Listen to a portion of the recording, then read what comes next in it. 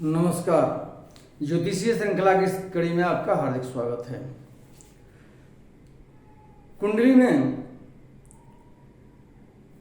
कुटुंब विषयक जानकारी, इस विषय के अध्ययन के क्रम में अभी हम जातक की स्त्री संबंधी बातों की जानकारी प्राप्त कर रहे हैं। आइए हम शुरू करते हैं। जातक की स्त्री संख्या का विचार कैसे करते हैं कुंडली के द्वारा, इससे संबंधित ज्योतिषीय सूत्रों का अध्ययन करते हैं।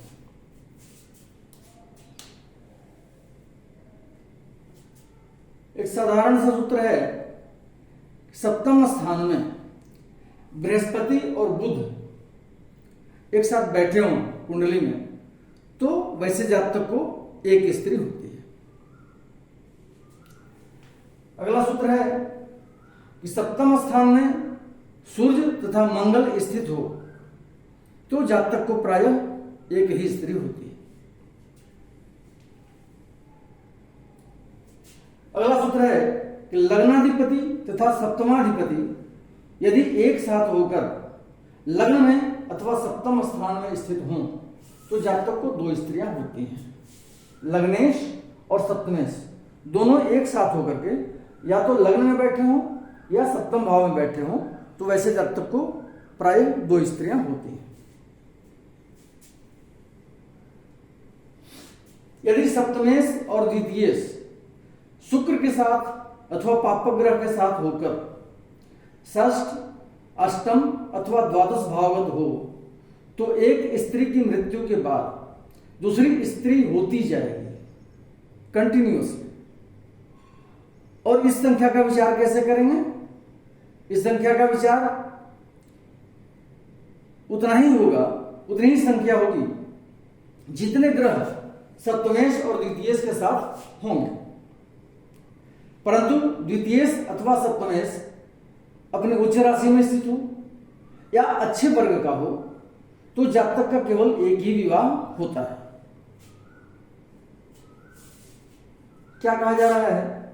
यदि सप्तमेश सप्तम भाव का स्वामी और द्वितीयेश दोनों शुक्र के साथ, अर्थात शुक्र भी, ये तीनों या शुक्र नहीं हो तो कोई पापक ग्रह हो इनके साथ, तो सप्तमेश तथा द्वितीयेश शुक्र के साथ अथवा किसी पापक ग्रह के साथ या पापक ग्रहों के साथ होकर छठे भाव में, आठवें भाव में और 12वें भाव में बैठे हों तो एक स्त्री की मृत्यु के बाद दूसरी स्त्री होगी, दूसरी के बाद तीसरी, इस तरह से कंटिन्यूअस संख्या होती जाएगी। इस संख्या का निर्धारण हम कैसे करेंगे कि सप्तमेश और द्वितीयेश के साथ कितने ग्रह बैठे हैं उस पर ये संख्या निर्भर करती है। जैसे सप्तमेश और द्वितीयेश के साथ तो एक या तो शुक्र बैठा है या कोई पापक ग्रह बैठा है या और ग्रह बैठे हैं तो उसके हिसाब से संख्या का निर्धारण होगा। यदि एक होंगे सप्तमेश और द्वितीयेश के साथ, यदि सिर्फ शुक्र ही हो या एक पाप ग्रह हो तो एक की मृत्यु के बाद दूसरी शादी होगी, और यदि और संख्या बढ़ रही हो तो उसके हिसाब से संख्या का निर्धारण होगा।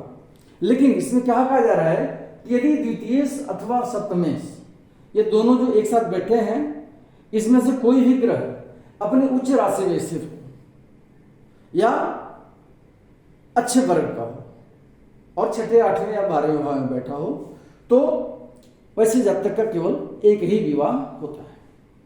अब इसमें एक सूत्र और कहा जा रहा है, यदि कुंडली में द्वितीयेश तथा सप्तमेश दोनों स्वगृही हों तो जातक का एक ही विवाह होता है। द्वितीय स्थान का स्वामी और सप्तम भाव का स्वामी यदि अपने अपने घर में स्थित हो दोनों तो वैसे जातक का एक ही विवाह होता है। अगला सूत्र है, यदि सप्तम अथवा अष्टम स्थान में पापक ग्रह हो और मंगल द्वादश भाव में स्थित हो तथा द्वादशेश अदृश्य चक्रार्ध में हो तो जातक का द्वितीय विवाह अवश्य होता है।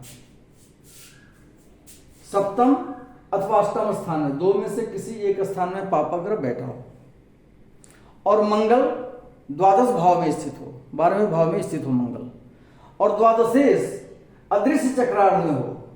अदृश्य चक्रार्ध मतलब हम जानते हैं पहले से इसको कि कुंडली का वो भाग जो आकाशमंडल के उस भाग को निर्दिष्ट करता है जो कुंडली निर्माण के समय या जातक के जन्म के समय अदृश्य है, वो नजर नहीं आता है। आसमान का वो हिस्सा जो हमको नजर आता है जन्म के समय, सप्तम स्पष्ट से लेकर के लग्न स्पष्ट तक का पोर्शन, ये इसको दृश्य चक्रार्थ बोलते हैं या उदित भाग बोलते हैं। और ये लग्न स्पष्ट से लेकर सप्तम स्पष्ट तक का जो भाग है इसको हम अदृश्य चक्रार्थ बोलते हैं या अनुदित भाग बोलते हैं। तो सूत्र में क्या कहा जा रहा है कि कुंडली में सप्तम भाव या अष्टम भाव में पापग्रह की स्थिति हो, मंगल द्वादश भाव में स्थित हो और द्वादशेष अदृश्य चक्रार्थ में स्थित हो, 12वें भाव का स्वामी अदृश्य चक्रार्थ में स्थित हो, तो जातक का द्वितीय विवाह अवश्य होता है। ये कंफर्म करता है कि जातक की दूसरी शादी होगी ही होगी। अगला सूत्र है, यदि लग्न, सप्तम स्थान और चंद्र लग्न ये तीनों द्विस्वभाव राशि में हों, द्विस्वभाव राशिगत हो, तो जातक की 2 स्त्रियां होंगी। लग्न, सप्तम स्थान और चंद्र लग्न, अर्थात चंद्र जिस राशि में स्थित है वो राशि, लग्न में जो राशि स्थित है वो राशि और सप्तम भाव में जो स्थित है वो राशि, ये तीनों राशियां यदि द्विस्वभाव राशि हों तो जातक की 2 स्त्रियां होती हैं। द्विस्वभाव राशि कौन कौन सी है हम जानते हैं पहले से, जैसे मिथुन, कन्या और धनु और मीन, ये चारों द्विस्वभाव राशियां हैं। यदि लग्न, सप्तम स्थान और चंद्र लग्न इन तीनों में द्विस्वभाव राशि स्थित हो तो जातक की 2 शादी होती है, 2 स्त्रियां होती हैं उस जातक को। इसी प्रकार कहा जा रहा है कि लग्नेश, सप्तमेश और चंद्र लग्नेश तथा शुक्र ये चारों द्विस्वभाव राशिगत हों तो इस जातक को 2 स्त्रियां होती हैं। लग्न स्थान का स्वामी, सप्तम स्थान का स्वामी, चंद्रमा जिस राशि में स्थित हो उस राशि का स्वामी और शुक्र जिस राशि में स्थित हो, ये चारों यदि द्विस्वभाव राशि हो, शुक्र भी द्विस्वभाव राशिगत हो, तो वैसे जातक को 2 स्त्रियां होती हैं।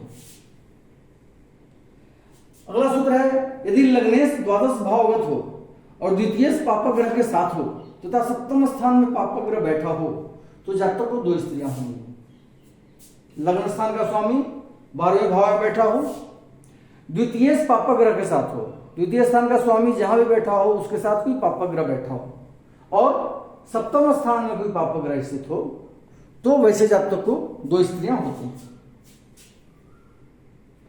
अगला सूत्र है, यदि सप्तमेश शुभ ग्रह के साथ होकर षष्ठ, अष्टम अथवा द्वादश स्थान में बैठा हो तथा सप्तम स्थान में पापग्रह बैठा हो तो जातक के 2 विवाह संभव होते हैं।